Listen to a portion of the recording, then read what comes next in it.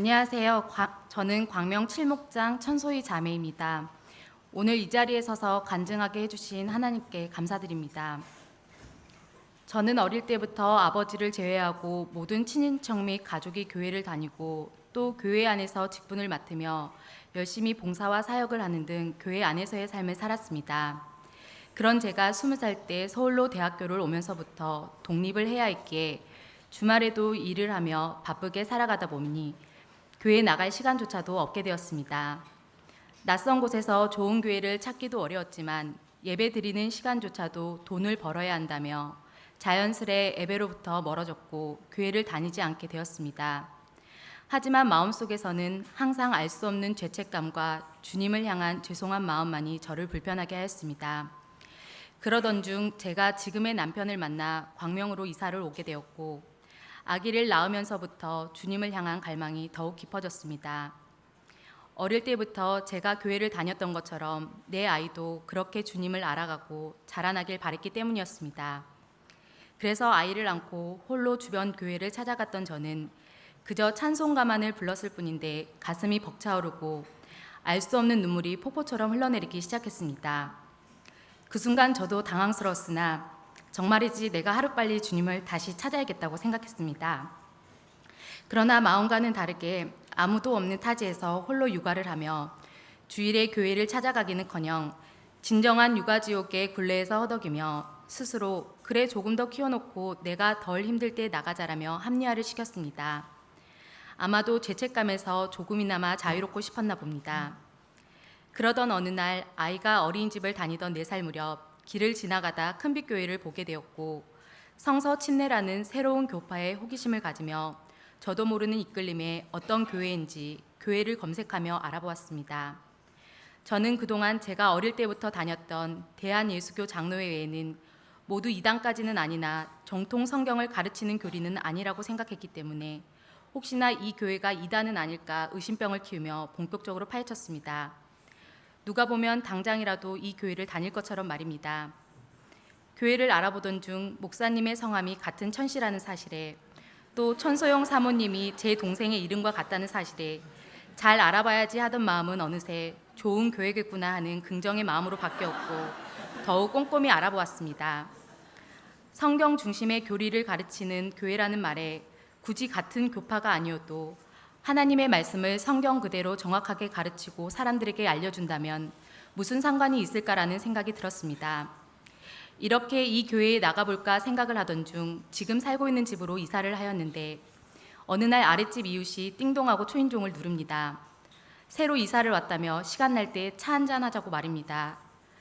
그래서 항상 독박 육아에 홀로했던 저는 냉큼 차를 마시게 됩니다. 저도 모르는 사이에 이미 그 집에서 차를 마시며 이런저런 이야기를 하던 중 아랫집 언니가 큰빛교회를 다닌다는 말에 순간 소름이 끼치며 안 그래도 그 교회를 나가려고 알아보았다며 친하게 되었습니다. 지금 생각해보면 주님이 저를 위해 계획하시고 다 예비하신 것이 아닌가라는 생각을 합니다. 그러면서 언니가 다니던 목장 모임에 편하게 차 한잔하며 이야기하자고 초대를 하였습니다. 30여 년을 사는 동안 입에 댄 적도 없던 차를 어느새 참 좋아한 사람이 되어 있었습니다. 그렇게 따라 나선 첫 목장 모임에서 그동안 무엇이 그리 힘들고 복받쳤는지 세상 살면서 3번의 눈물을 흘린다던데 그중 벌써 한 번 쏟을 양을 흘린 것 같습니다. 참 따뜻한 교제였습니다.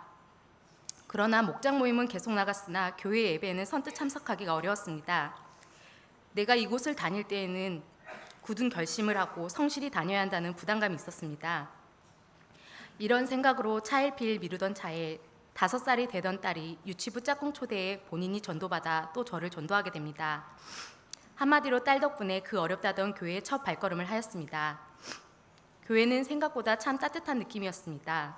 처음 본 사람들도 교회 공간도 그리고 그렇게 만나 뵙고 싶었던 목사님도 말입니다.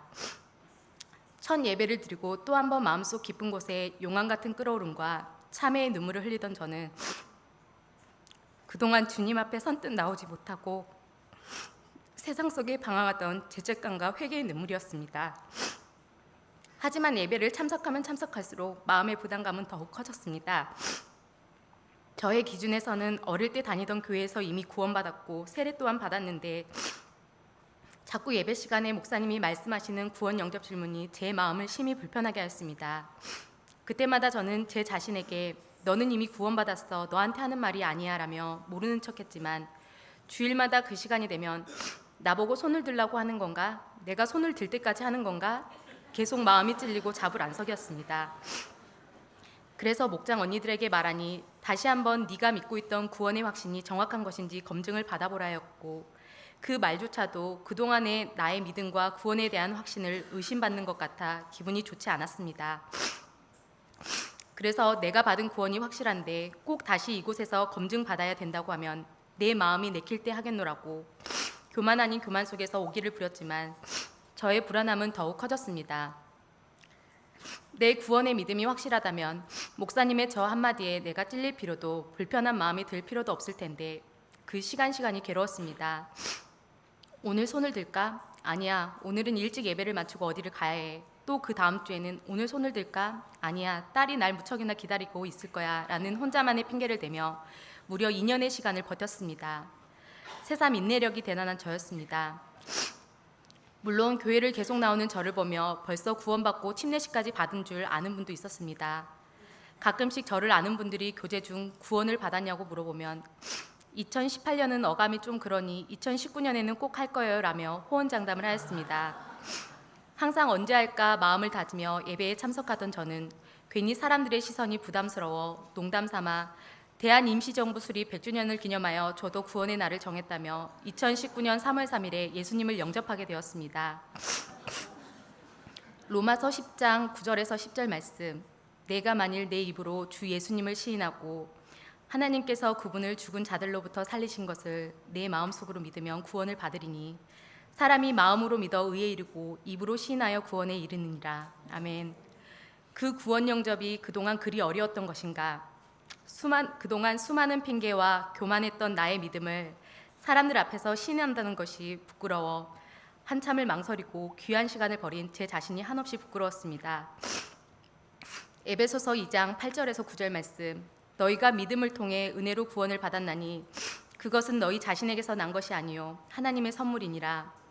행위에서 난 것이 아니니 이것은 누구든지 자랑하지 못하게 하려 함이라. 아멘.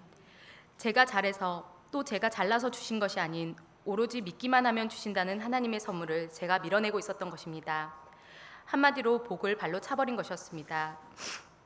스스로를 항상 구원받았다, 난 그 누구보다 믿음의 확신이 있다라고 자부하던 제가 다시 한번 주님 앞에 죄인됨을 고백합니다. 죄인인 나를 대신해 십자가에 못 박히신 예수님을 믿사오니 다시는 예수님을 떠나 내 마음대로 살지 않게 해주시옵소서라고 오늘도 기도를 드립니다. 이제는 구원받은 자로서 당장의 큰 변화를 기대하기는 어렵겠지만 조금씩 변화된 주님의 자녀로서 살아보려 합니다. 아직은 믿지 않은 가족들도 주님의 자녀된 또 변화하는 저를 보며 하루빨리 구원받기를 바랍니다. 이제 거듭난 사람으로서 주님에 대한 저의 사랑이 날마다 커지게 하여 주시고 하나님을 경험하는 삶을 살게 하여 주시기를 간절히 기도드립니다. 로마서 10장 13절 말씀, 누구든지 주의 이름을 부르는 자는 구원을 받으리라. 아멘. 구원 더 이상 망설이지 마시기 바랍니다. 감사합니다.